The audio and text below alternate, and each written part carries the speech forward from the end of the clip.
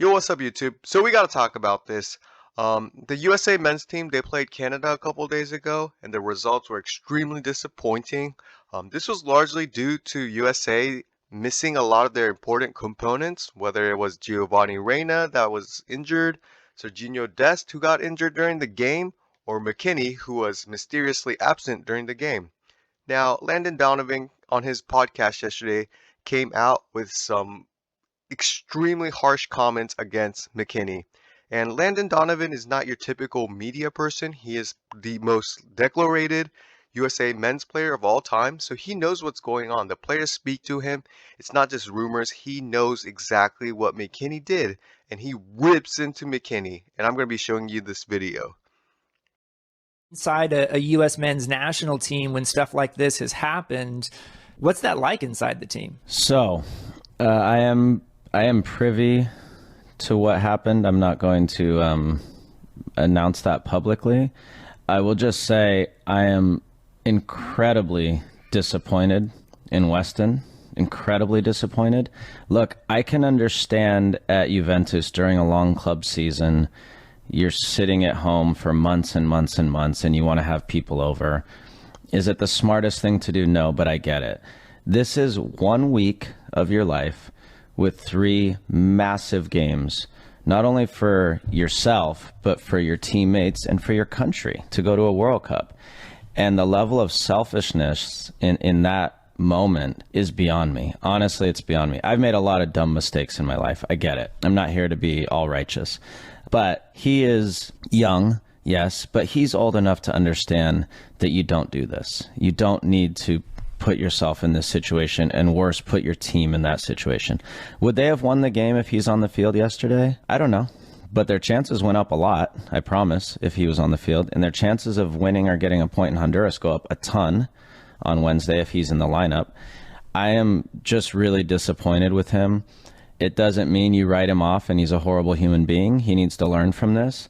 But this can never, ever, ever happen again. It is almost beyond repair, and he has a lot of work to do with his teammates to make sure that he never does something like that again, because you lose trust in your teammate. This is their livelihood. These guys want to go to a World Cup. Christian knows what it feels like to sit on the field in Trinidad crying because he didn't go to a World Cup.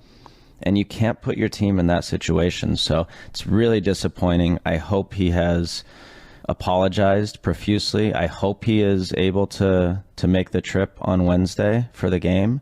And he needs to make amends. He really does. The interesting thing is The most disappointing part about this is the fact that this isn't the first time he's done something like this.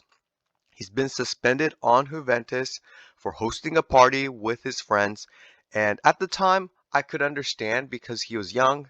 However, let's be quite frank about this. This time, this is on a much bigger scale. This is World Cup qualifiers.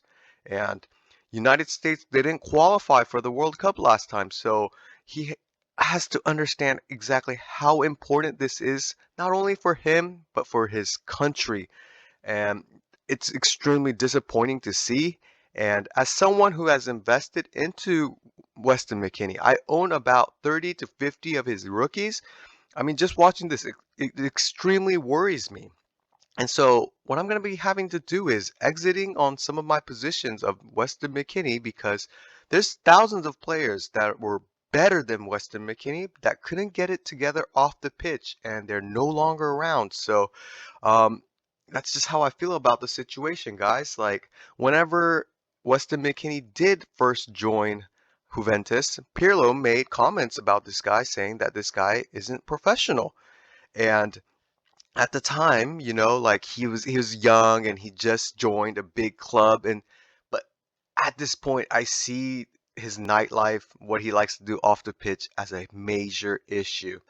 And so for the rest of this qualifiers, what I'm going to be doing is I'm going to be scouting other players, prospecting, and seeing which other USA men's team players outside of Giovanni Reyna and Pulisic that I would like to possibly invest in. I really like what I saw from Tyler Adams. This guy's a dog, and I think he plays a similar role as Weston McKennie. And I always felt that Weston McKennie, Giovanni Reyna, and Pulisic were the safest investments whenever it came to USA men's team. However, this the off the pitch stuff was something that I didn't expect, and it's one of those reasons why that they tell you to invest in vintage and GOATs rather than modern players.